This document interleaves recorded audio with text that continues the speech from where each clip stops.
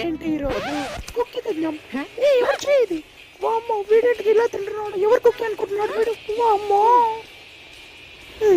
బామా, ఇది నాది. ఏంటి అమ్మా? ఇవ్వు బామా. ఎందుకు అలా చేస్తున్నావు? దులిపేస్తానులే. మా అమ్మ వీడి లేనాడు.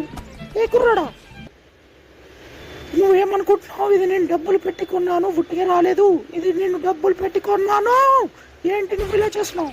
సరే బామా, డబ్బులు పెట్టి నేను కూడా కొన్నానులే. విను,